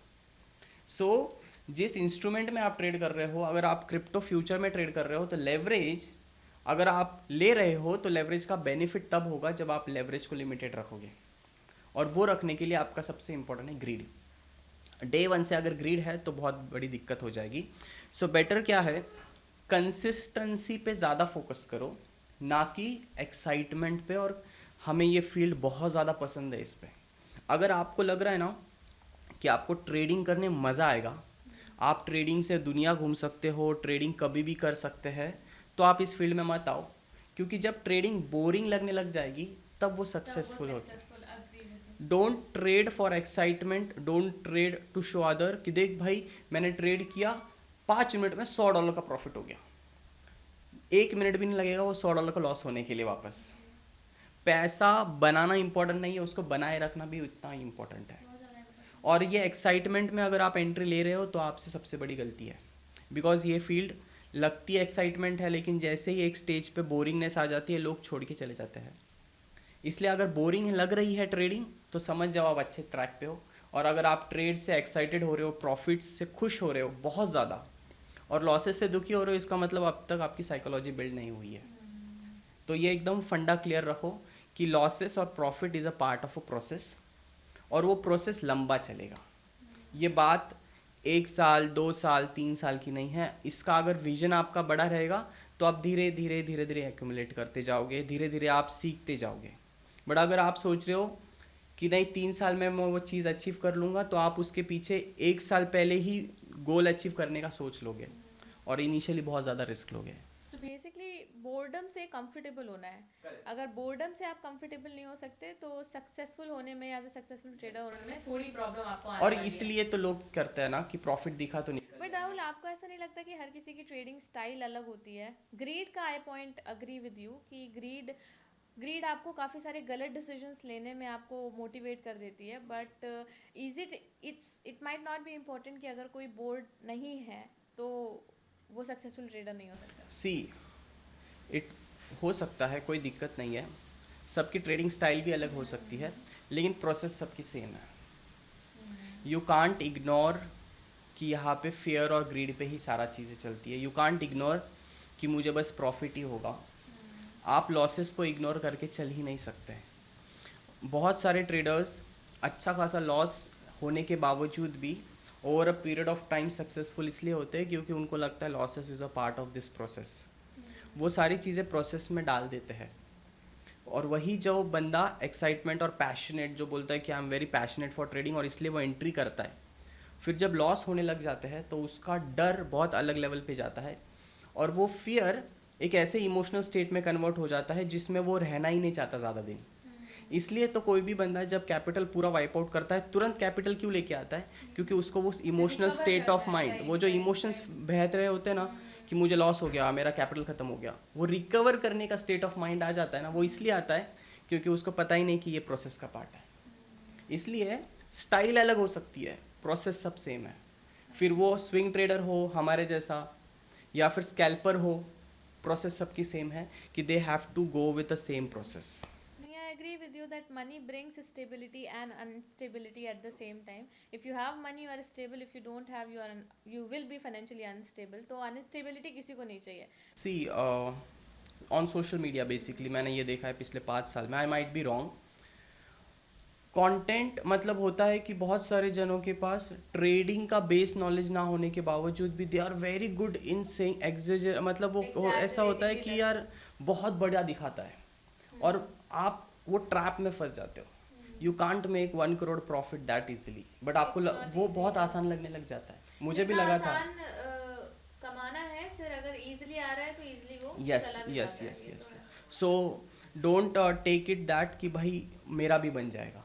You have to work day in and day out, आपको बैक टेस्टिंग करनी होगी, आपको उस प्रोसेस से रोज़ जाना ही होगा, because no one is here to tell you तू गलत क्या कर रहा है। आप अकेले बैठ के ट्रेडिंग कर रहे हो ना, तो आपको हर वक्त आपका मेंटोर ये नहीं कहेगा कि तू गलत हो रहा है, तू ये कर, तू वो कर। आपको खुद ही सॉर्ट आउट करना है आपकी फीलिंग्स भी, और आपको खुद ही सॉर्ट आउट करना है कि जो चीज़ काम नहीं कर रही उसको गिव अप करो और आगे बढ़ो। ओवरऑल सम अप करें तो पॉइंट ये निकल के आता है कि ग्रीड पे आपको बहुत ज़्यादा काम करना है। Psychology is directly proportional to the greed you have. तो अगर आपने ग्रीड पे काम कर लिया है तो काफ़ी हद तक आप एक successful trader even you can read trading in the zone for this. अगर वो बुक, मैं हमेशा कहता हूँ कि उस बुक को आप एक ग्रंथ की तरह रीड करो कि ये बेस है मेरी साइकोलॉजी का। उस बुक में जितने भी लेसन्स हैं उनको, अगर वो बुक मैंने खुद ने 10 बार रीड की होगी मिनिमम, और उस बुक्स के नोट्स हैं मेरे पास आज भी जो मैं रिवाइज करता हूँ। बिकॉज क्या होता है ना, जिस तरह हम आगे बढ़ते हैं लाइफ के क्या कहते हैं उससे, हम जैसे सपोज मैं आगे बढ़ते जा रहा हूँ तो मेरे प्रॉफिट के लेवल्स बढ़ते जा रही है, मेरे गोल्स चेंज हो रहे हैं। मैं जिस सिचुएशन में 3 साल पहले था, आप अलग सिचुएशन में हूँ, लेकिन वो बुक हमको ग्राउंडेड रखती है कि भाई बेस यही है, तो यहीं पे रहे क्योंकि यही काम करेगा तेरे लिए। कभी कभी हम फिर एरोगेंट होने लग जाते हैं, या फिर हमें लगता है कि ये ट्रेड हमारा है तो प्रॉफिट ही होगा, लेकिन वो बुक हमें वापस लेके आती है जहाँ से हमने शुरू किया था। थोड़ी थोड़ी लूज होने लगती है, बट वो बहुत इंपॉर्टेंट है to stick to the ground की नहीं भाई अभी सब कुछ नहीं आया, क्योंकि मार्केट को ज़्यादा टाइम नहीं लगता आपको लेसन। और उस बुक में एक कंसेप्ट है कि प्रोबेबिलिटी की, तो वो बुक हमें बताती है कि इट्स ऑल अबाउट प्रोबेबिलिटी। तो इसलिए मैं कहता हूँ कि अगर जिससे भी ट्रेडर बनना है, मैं जिन्हें जानता हूँ जो सक्सेसफुल ट्रेडर है, उन्होंने वो बुक बहुत बार रीड की है, और मैंने भी बहुत बार रीड किया है। Even we are talking about probability, तो Jim Simmons, which is like one of the most successful traders, Correct. he also worked on probability and maths, not on psychology, not on not on emotions, not on greed. So these all are things जो successful traders हैं उन्होंने ये सारी चीजें करी। Every outcome, हर एक trade का outcome 2 है, या तो लॉस होगा। ऐसे बोलते नहीं है लाइफ में कि आप जो भी चीजें करते हो वो आपके साथ जो भी हो रहा होता है वो आपके डिसीजंस के बेसिस पे हो रहा होता है। लाइफ में आपके पास हमेशा चॉइसेस होते हैं, और आप जो डिसीजन लेते हो उस डिसीजन के बेसिस पर आपके ऊपर कॉन्सिक्वेंसेस आते हैं। तो इट्स ऑल अबाउट दैट, जो डिसीजंस आप पहले लेंगे उस बेसिस पर आपका प्रॉफिट लॉस, मार्केट में स्टेबिलिटी सारी डिफाइन होगी। So I agree with your point कि इस चीज़ को ट्रेडर्स को स्पेसिफिकली बहुत ज़्यादा ध्यान देना चाहिए। इनिशियली लॉस तो प्रॉफिट थोड़ा कम भी हो, लॉस भी थोड़ा कम हो चलेगा, लेकिन अगर आप बहुत ज़्यादा ग्रीड के साथ कि बहुत ज़्यादा प्रॉफिट हो तो उसके साथ there is always saying risk comes with reward comes with risk. Yes you have to have the set of trades to decide कि व्हाट पर्सनालिटी यू आर। अगर मैंने 100 ट्रेड अच्छे लिए हैं तो वो 100 ट्रेड बताएगा कि मैं किस तरह का ट्रेडर हूँ, और लेकिन वो सारे 100 के 100 ट्रेड प्रोसेस ड्रिवन होने चाहिए, सेटअप ड्रिवन होने चाहिए। ऐसा नहीं कि मैंने 10 ट्रेड किए प्रॉपर सेटअप से। ये पॉइंट मैं आपसे इतना ज़्यादा एग्री करती हूँ कि the kind of trades you take वो काफ़ी ज़्यादा बताता है कि आप किस तरीके के ट्रेडर हो। करेक्ट। मतलब बहुत सारे लोग इमोशंस में आकर बस देख रहे हैं मार्केट इधर जा रही है उधर जा रही है ट्रेड्स ले लेते हैं, तो काफ़ी कुछ बताता है कि वो अभी बहुत नाइव है मार्केट में। Yes, और अभी yes, उन्हें बहुत yes. कुछ सीखने की ज़रूरत है। True, true. मुझे लगता है ट्रेडिंग आपको हम्बल और एक अच्छा इंसान तो बना देती हाँ है हाँ, by the उसके end साथ of the जर्नल day। होनी चाहिए, लेकिन Shubhra you should always have the trading journal. आपने जो भी ट्रेड किया है, फिर वो लॉस हो प्रॉफिट हो, यू शुड नोट डाउन। और उस ट्रेड के दौरान के इमोशंस नोट डाउन करो, ट्रेड के पहले के इमोशंस नोट डाउन करो। वो जर्नल्स ही फ्यूचर में, जैसे पिछले महीने मैंने कोई ट्रेड लिया था, वो जर्नल उठा के देख लूँगा, पता चल जाएगा कि क्या इमोशंस फ्लो हो रहे Emotions थे। follow करते हैं। तो this is it Agree about with it. Trading psychology. Perfect I guess users को काफ़ी ज़्यादा हेल्प होगी इस चीज़ से। बट एक और पॉइंट है राहुल जो हमें डेफिनेटली कवर करना चाहिए, वो है टैक्सेशन। नेक्स्ट मंथ हमारी आईटीआर फाइलिंग की लास्ट डेट है, बहुत सारे लोगों के बहुत सारे क्वेश्चंस हैं, तो I hope this podcast will definitely not be enough to answer all those questions and I believe you will gonna give some content to us definitely in a longer form. But what I would want कि आप यहाँ पर छोटे छोटे pointers बता दीजिए कि अगर कोई क्रिप्टो डेरिवेटिव्स में ट्रेड करता है तो आईटीआर फाइलिंग करते टाइम उसको क्या ध्यान रखना चाहिए, क्या गलतियां नहीं करनी चाहिए, अगर कोई नई गाइडलाइंस आई हैं जो यूजर्स को फॉलो करनी चाहिए तो प्लीज़ वो भी बता दें ताकि क्लैरिटी उनको मिल जाए। तो देखो शुभ्रा, टैक्सेशन में खास करके क्रिप्टो डेरिवेटिव, गवर्नमेंट से कुछ भी अभी तक क्लियर नोटिफिकेशन नहीं है, ना ही गवर्नमेंट से ना ही हमारे सीए इंस्टीट्यूट से। तो हमें जो रिटर्न फाइल कर रहे हैं अभी हम डेरिवेटिव की, वो एक अजम्पशन बेस्ड रिटर्न है। लेकिन ऐसा भी नहीं है कि हम बहुत ज़्यादा रिस्क एलिमेंट उसमें ऐड कर रहे हैं। कल को अगर कुछ हो भी जाता है, we can defend our self, अगर हम हमारे क्लाइंट को भी डिफेंड कर सकते हैं। वो इसलिए क्योंकि ये जो डेरिवेटिव है इसको हम वीडीए में भी कंसिडर नहीं कर सकते, क्योंकि अगर हमने वीडीए में कंसिडर कर दिया तो डेरिवेटिव की डेफिनेशन ही हम वॉयलेट कर रहे हैं। डेरिवेटिव का मतलब एक ऐसी चीज़ जो अपनी प्राइस कहीं और से डिराइव कर रही है। तो अगर हम अभी क्रिप्टोज में है, क्रिप्टो का डेरिवेटिव कर रहे हैं, तो obviously it is deriving it's price from bitcoin. अब बिटकॉइन को तो आपने स्पॉट को ऑलरेडी 30% टैक्स कैटेगरी में डाल दिया है विद 30% टैक्स एंड 1% टीडीएस। तो डेरिवेटिव का क्या, डेरिवेटिव की इंडियन जो डेफिनेशंस है उसके हिसाब से जो इंडियन मार्केट का डेरिवेटिव है फ्यूचर्स एंड ऑप्शन, वो जाता है purely business income. It is pure business income. इसका मतलब कोई भी बिजनेस का लॉस डेरिवेटिव के प्रॉफिट से सेट ऑफ हो सकता है, कोई भी बिजनेस का प्रॉफिट डेरिवेटिव के लॉसेस से सेट ऑफ हो सकता है। और उसके लिए हम इनकम टैक्स की ITR 3 फाइल करते हैं फॉर प्योर बिजनेस। अब क्वेश्चन ये अराइज होता है कि क्रिप्टो डेरिवेटिव को भी बिजनेस कंसिडर करना है या नहीं। अगर हमने इसको स्पॉट कंसिडर कर दिया और 30% टैक्स कैटेगरी में चले गए तो हम वो भी गलत कर रहे हैं, क्योंकि ये तो डेरिवेटिव है। स्पॉट में ट्रेडिंग करते तो हम वीडीए बोल देते थे, क्योंकि इंडियन गवर्नमेंट ने क्रिप्टो की डेफिनेशन नहीं दी, वर्चुअल डिजिटल एसेट की डेफिनेशन दी है, और वर्चुअल डिजिटल एसेट में हमारा डेरिवेटिव नहीं आता है। तो अभी हमें इंडियन मार्केट के डेरिवेटिव में को कंसिडर करके ही इसमें जाना पड़ेगा।